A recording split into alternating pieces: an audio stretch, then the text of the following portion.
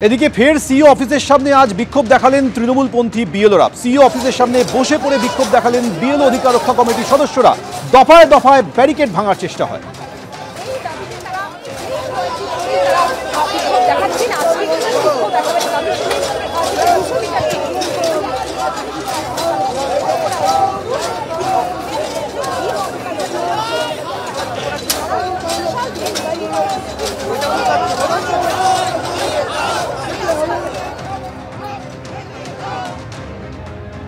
দেখতে পাচ্ছি বিএলও অধিকার রক্ষা কমিটির যারা সদস্যরা তারা কিন্তু ব্যারিকেড ভাঙার চেষ্টা করছেন।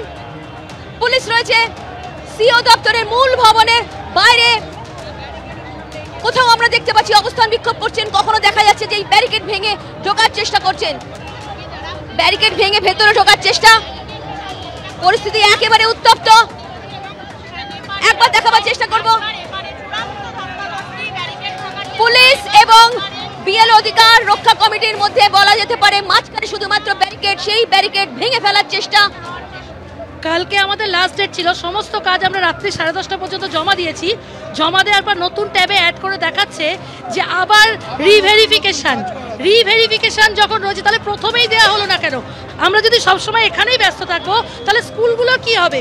এখন কি চাইছেন? এখন চাইছি যখন সমস্ত রাজ্যের সময় বাড়িয়েছে, তাহলে পশ্চিমবঙ্গ বাংলা বঞ্চিত কেন? ভারতবর্ষের কি সেটা রাজ্য নয়? পশ্চিমবাংলা কেন বঞ্চিত হবে?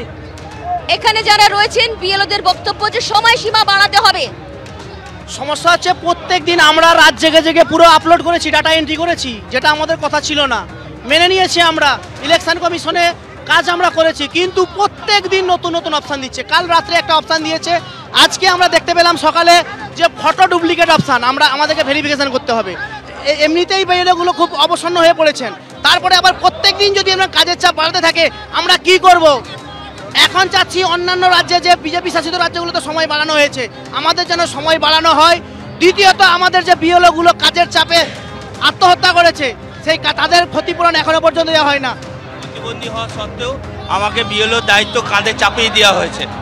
বারবার যখন আমি ইসিআইয়ের কাছে দ্বারস্থ হয়েছি তখনই আমাকে শো কজের ভয় দেখানো হয়েছে। বারবার শুধু আপনাকে এই কাজ করে দিতে হবে, সেই কাজ করে দিতে হবে, নানা রকম কাজের টাস্ক দিয়েছে।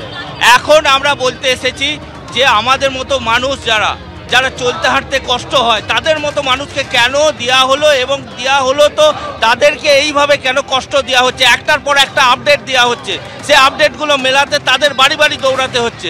প্রচণ্ড কষ্টের মধ্যে আছি, কাজ শেষ হয়ে গেছে, কিন্তু তার সত্ত্বেও আপডেট দিতে একটার পর একটা করে কাজ করিয়ে যাচ্ছে, নতুনভাবে করিয়ে যাচ্ছে। এসআইআর আবহে রাজ্যে ফের প্রধানমন্ত্রী নরেন্দ্র মোদী। 20শে ডিসেম্বর তাহেরপুরে জনসভা করবেন প্রধানমন্ত্রী। এসআইআর আবহে মতুয়াগড়ে প্রধানমন্ত্রী নরেন্দ্র মোদী। প্রসঙ্গত ডিসেম্বরের শুরুতেই এ রাজ্যে আসার জন্য তার কাছে অনুরোধ জানানো হয় বঙ্গ বিজেপির তরফে। 20শে ডিসেম্বর রাজ্যে আসছেন নরেন্দ্র মোদী, বঙ্গ বিজেপিকে জানালো প্রধানমন্ত্রীর দপ্তর। 20 তারিখ নদিয়ার মাটিতে ভারতবর্ষের যশস্বী প্রধানমন্ত্রী শ্রী নরেন্দ্র মোদীজি আসছেন। তাহেরপুরের মাঠে জনসভা হবে এবং একটি সরকারি অনুষ্ঠানও হবে। বেশ কিছু কেন্দ্রীয় প্রকল্পের উদ্বোধন তিনি করবেন। 20 তারিখ 10:30টায় তিনি এই যে হেলিপ্যাড, এই হেলিপ্যাডে প্রধানমন্ত্রীজি নামবেন। তারপরে একটি সরকারি অনুষ্ঠান এবং একটি জনসভা করবেন এবং করে যাবেন। ঐতিহাসিক জয়ের পর প্রধানমন্ত্রীজি বলেছেন যে গঙ্গা বিহার থেকেই বাংলার উপর দিয়ে বয়ে যায়, সেই গঙ্গা এবার বাংলার উপর দিয়ে বয়ে চলা সার্থক হবে এবং পশ্চিমবঙ্গে ভারতীয় জনতা পার্টির সরকার প্রতিষ্ঠা হবে।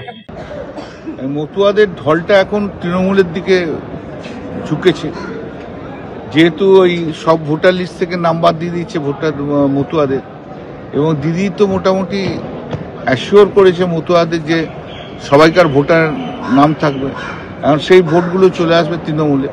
তাই নরেন্দ্র মোদী ভীষণভাবে ভয় খেয়ে গেছে, আর বুঝতে পেরেছি বিজেপি ভীষণভাবে ভয় খেয়ে গেছে। আর বিজেপির তো অন্য কেউ নেই কোথাও, কিছু দিয়ে হবে না, তাই মোদীকে একটু নিয়ে যাওয়ার চেষ্টা করছে।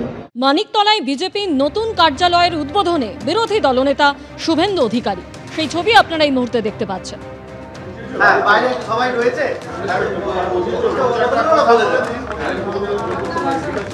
কথা বলে দিন,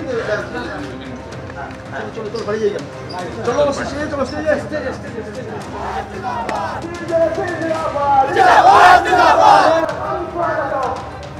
এবিপি আনন্দ, এগিয়ে থাকে, এগিয়ে রাখে।